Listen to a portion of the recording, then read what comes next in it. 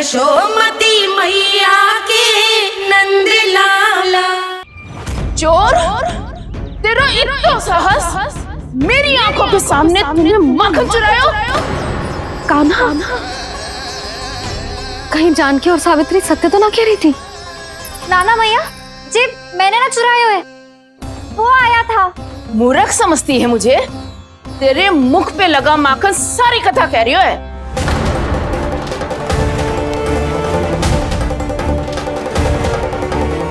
आपको धोखा हो रहा है मैया, मेरे मुख पर माखन अवश्य लगो है, पर जे मैंने ना खायो, वो आया था। बस कर, सब पतो है मुझे। सुबह से ही दृष्टि थी तेरी इस माखन पे। मैं सत्य कह रही हूँ मैया, मेरा विश्वास कीजिए, वो आया था और उसी ने माखन खायो है।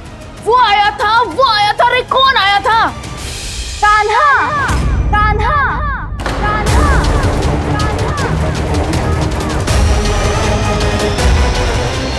देखो मैं क्या लाई हूँ। इसके लिए पकड़े जाने का संकट क्यों उठाया तुमने? तू ही तो कहते है कि लोग कभी ना करना चाहिए। अरे ये बेरिल थोड़ी ना है, ये हमारी टोली के लिए, हमारे सदस्य के लिए है। काहे भगवान महाराज?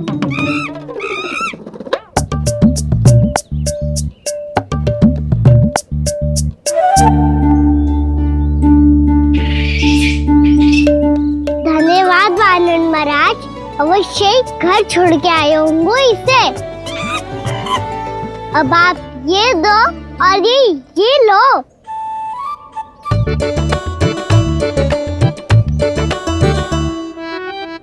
ये तो बहुत बुद्धिमान वानर है। बाल बराबर बज गया तो तनिक और भी न बुझा था तो बहुत कुटाई हो जाती। आपको शीघ्र ही कुछ करना होगा। सुलक्षणा चाची स्त्रियों की टोली बनाकर उस व्यापारी को अपना वचन देने निकल चुकी हैं। मैंने कहा था ना, सूर्यास्त होने से पहले आएंगे, सब आएंगी। क्या होगा तुम सबको? हाँ, कोई भी कछु समझने को तैयार ही ना है। वहां वो सुलक्षणा से सभी के साथ उस व्यापारी को वचन देने जा रही है, और यहाँ तुम दोनों मेरे लल्ला पर, गोकुल के राजकुमार पर माखन चोरी का आरोप लगा रही हो। नारायण ही जाने अब क्या होगा गोकुल की स्त्रियों का। नारायण ही जाने अब क्या होगा गोकुल की स्त्रियों का। क्या हुआ प्रभु? किस सोच में डूब गए आप? कुछ कीजिए ना।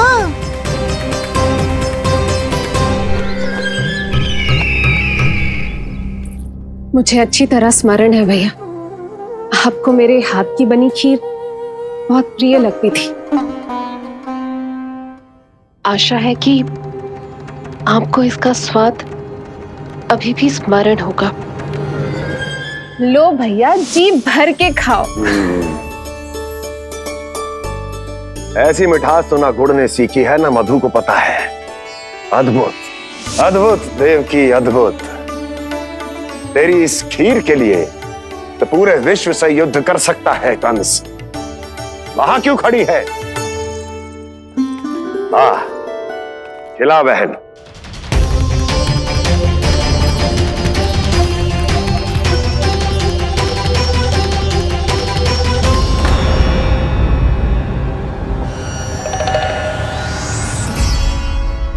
चिंता की आवश्यकता नहीं है भैया, मैंने कोई विष नहीं मिलाया। नहीं, खिला।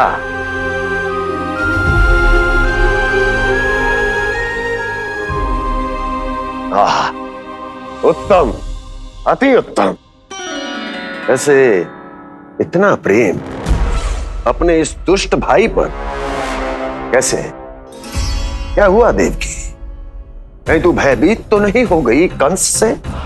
या इस असहाय चूहे की दशा देखकर तुझे ये आभास तो नहीं हो गया कि अब कंस से बचना असंभव है? उस विष्णु अवतार का भी और उसके भक्तों का भी। जो असंभव को संभव और संभव को असंभव बना दे, वही तो है नारायण की लीला भैया। अरे देवकी, तेरा नारायण केवल कुछ असुरों की हत्या कर सकता है। उस असुर का क्या बिगाड़ेगा जो विकार बनकर उसी के भक्तों को भीतर से जकड़ ले। जो भक्त श्री नारायण की भक्ति में जकड़े हुए हैं, उन्हें नारायण इतनी सरलता से किसी विकार में नहीं पड़ने देंगे और ना ही उन्हें निराश होने देंगे।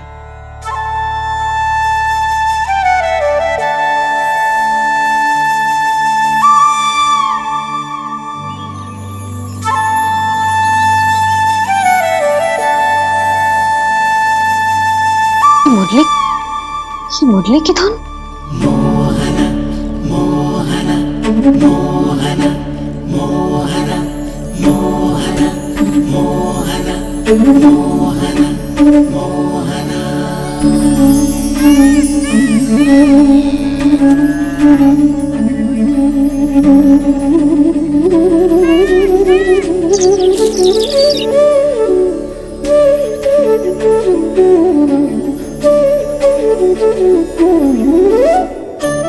सुमति, सुना तुमने? हाँ, कितना मनमोहक है जी।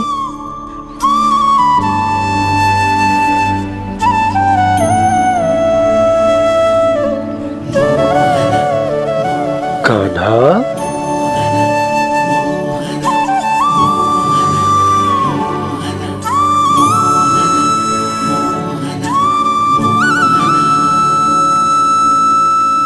कैसी धुन है ये? कहाँ जा रहे हैं ये सब?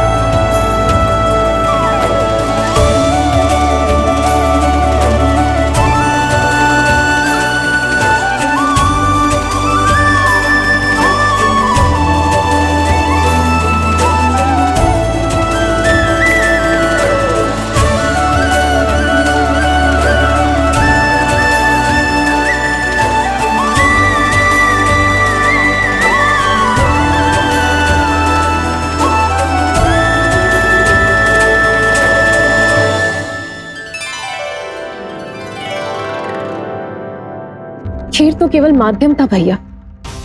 सत्य तो ये है कि मैं केवल आपको इतना बताने आई थी कि श्री नारायण अपने भक्तों को किसी न किसी तरह सही मार्ग अवश्य दिखाते हैं।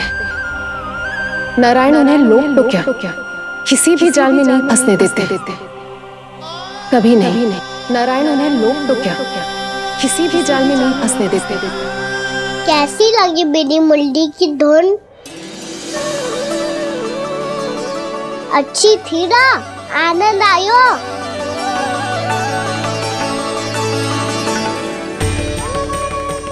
सच्ची में कान्हा, बहुत आनंद आयो। मुरली बजाना कहाँ से सीखा तूने? सच्ची तन मन पूरी तरह प्रफुल्लित हो गो है चाची।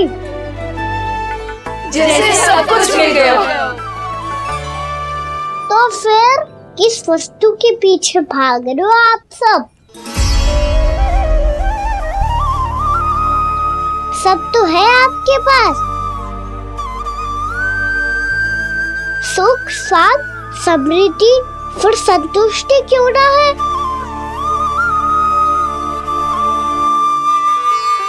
मेरा नन्हा सा कान्हा इतनी समझदारी की बात कर रहे हैं। अब जिस धन को पाने के लिए इतने आतुर वो आज मिलेगा तो सही, पर कल व्यय भी तो हो जाएगा। और यदि किसी ने बहुत प्रयत्न करके ढेर सारा धन एकत्रित भी कर लिया तो जीवन के बाद वो उसे अपने साथ थोड़े ही ले जाएगा।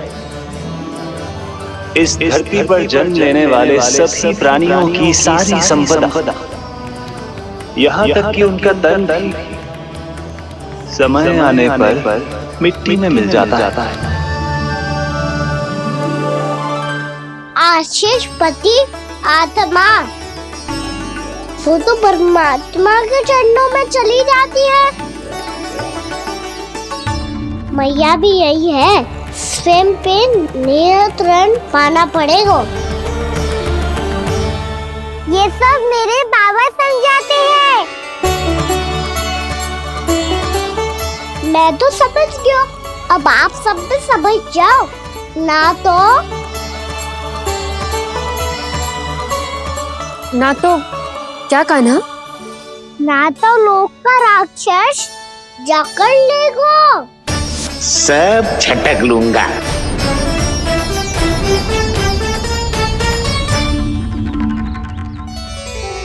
मैंने सही कहा ना बाबा?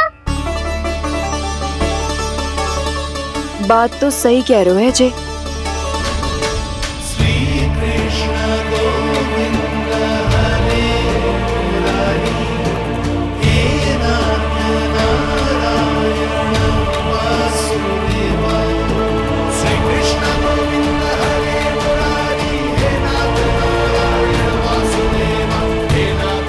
बस अब ये उस मार्ग पर चले जो प्रभु ने इन्हें दिखाया है, संतुष्टि का मार्ग।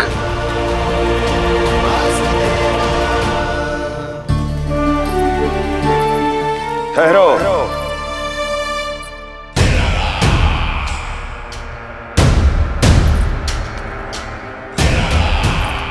तो तेरे कहने का अर्थ यह है कि तेरा नारायण अपने भक्तों को मार्ग दिखाएगा और वो गोकुलवासी मेरे षड्यंत्र से बच जाएंगे।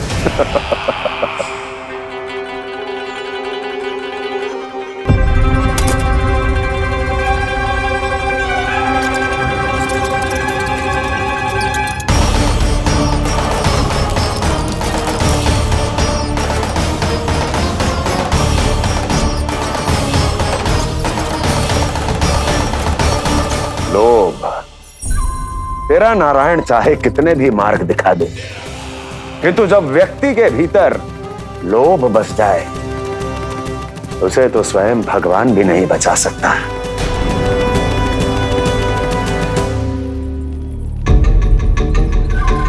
व्यापारी जी सब वापस लौट कर आ रहे हैं।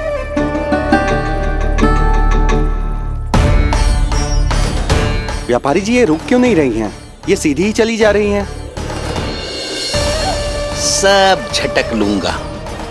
मैंने कहा था ना, मैं अपनी चाल अंत में चलूंगा।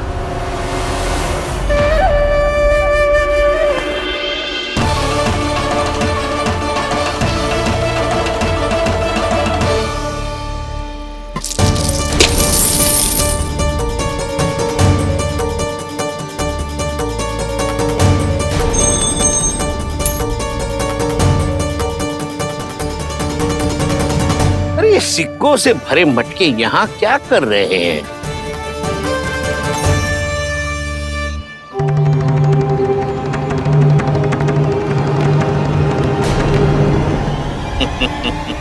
लगता है लक्ष्मी जी स्वयं आपके पास आना चाहती हैं।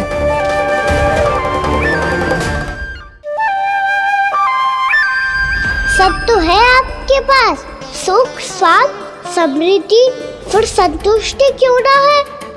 ऐसे मटकों में छुपा कर क्यों रखा है इन सिक्कों को? अरे पोटली में बांधिए, गोकुल वासियों को देना है कि नहीं? जाओ जाओ जाओ, चलो चलो, ये लो।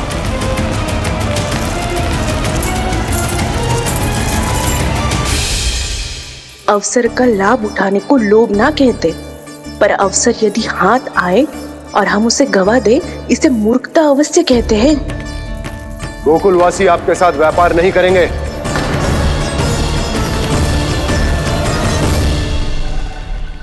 आप जा सकते हैं यहाँ से। गोकुलवासी मूर्ख थोड़ी ना है श्रीमान। ये लक्ष्मी घर पर आ रही है और वे द्वार कवाक्ष बंद करके घर में ही दुबक के बैठ जाए और लक्ष्मी से कह दे कि आप नहीं आइए। ये अच्छी तरह जानते हैं श्रीमान कि धन इनका जीवन बदल सकता है। पुरुषों को सुख, शांति, ऐश्वर्य सब प्राप्त हो सकता है और महिलाओं को मिल सकते हैं नए नए वस्त्र, तरह तरह के आभूषण, जो चाहे वो। व्यापारी जी सही कह रहे हैं। इनके साथ व्यापार करने में बुराई क्या है? एक छोटी सी बात समझ में ना रही है आपके? अगर किसी को आपके साथ व्यापार करना होता तो अभी तक यहाँ आ चुके हो। तो श्रीमान, आप अपना समय व्यर्थ कर रहे हैं। अच्छा होगा कि आप शीघ्र यहाँ से चले जाएं। हाँ हाँ, मैं जा रहा हूँ श्रीमान, लेकिन ये सब लोग जानते हैं कि जीवन का सुख धन से होता है और मैं वही बांटने यहाँ आया हूँ। मुझे क्या पता था कि यहाँ के समृद्ध राज दरबार के लोग आम गोकुलवासी को समृद्ध होने देना ही नहीं चाहते। देखिए सेवकों, सारे सिक्के समेट लो, चलो। यहाँ किसी को लक्ष्मी जी का आशीर्वाद चाहिए ही नहीं। उठाओ।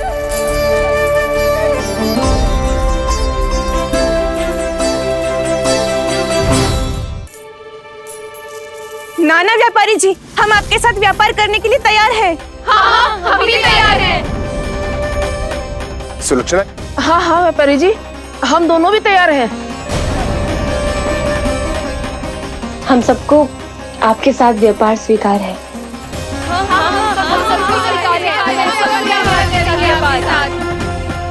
देखिए, ऐसा मत कीजिए। आप इस दूध की बातों में मत आइए, इसका जाल है। जाल ना, जो अवसर है। लाओ व्यापारी जी अग्रिम धनराशि। इतनी आसानी से नहीं देवी जी। आप सब लोग अपना निर्णय बार बार बदल रहे हो। मेरी सिक्कों की पोटली लेने के बाद अगर आपने अपना निर्णय बदल लिया तो? ना ना, हमारा निर्णय अब अटल है व्यापारी जी, अब ना बदलेगो जे। मैं कैसे मान लूं? कहीं जी हमारे साथ व्यापार करने से मना ना कर दे। कचरू भी करके इन्हें विश्वास दिलाना पड़ेगा। हमने एक बार कह दिया तो अब हम पीछे ना हटेंगे व्यापारी जी। आप जो बोलेंगे हम वो करने को तैयार है। तो फिर लीजिए अपने आराध्य श्री नारायण के नाम की शपथ। आज से जितना भी दूध, दही, घी, माखन आपके यहाँ उत्पन्न होगा वो आप सिर्फ मुझे और केवल मुझे ही देंगे। नहीं सुलक्षणा, मैं श्री नारायण को साक्षी मानकर जब प्रण लेती हूँ कि आज से जितना भी दूध, दही, माखन मैं बनाऊंगी वो केवल आपको ही दूंगी।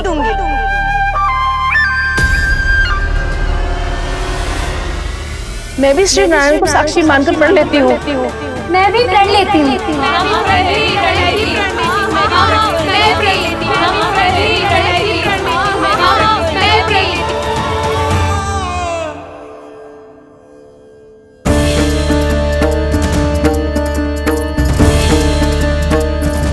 गाँव वालों को समझाने के चक्कर में बहुत बड़ी भूल कर दी मैंने।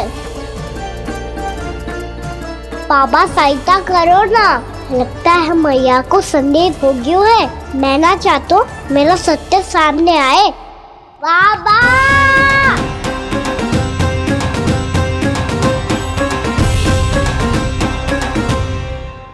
यशोदा, क्या होगा? क्या होगा? देखो ना आपने कैसी मधुर मुरली बजाई है हमारे कान्हा ने। अच्छा, कितनी बड़ी बड़ी बातें कर रहा है। ये कोई सामान्य बात है? बाबा संभालो। सामान्य बात ही तो है यशोदा। जैसे बड़े बड़े ऋषि महात्मा के जैसे ज्ञान की बातें करना जे सामान्य लग रहा है आपको? अब बालक जो देख तो सुन तो है वही तो कर तो है। हमें कितनी बार बातें करते सुनो है, हमने कितनी बार इसको शिक्षा दी है। और अब तो यशोदा जे बाहर भी जाने लगो है, कितने नए नए व्यक्तियों से मिलते होगो, नई नई बातें सीखते होगो, है कि ना? सही कही थी जी आपने। बालकों का विकास घर पे बैठने से ना हो सकता। जी देखो, आज घर से बाहर निकलते ही कैसा सयाना हो गया मेरा लल्ला।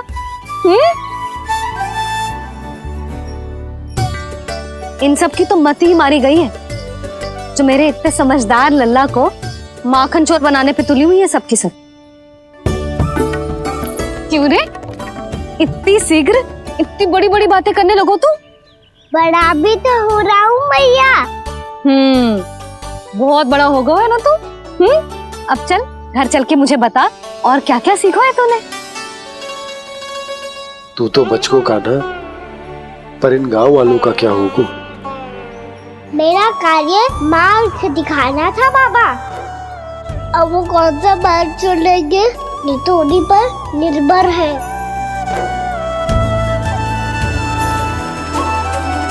पहले आपने समझाओ, फिर मैंने समझाओ, अब तो कान्हा ने भी प्रवचन दे दियो। आशा है अब उनके समझ में आ जाएगी। किसी को कछु समझ में ना आए बहू।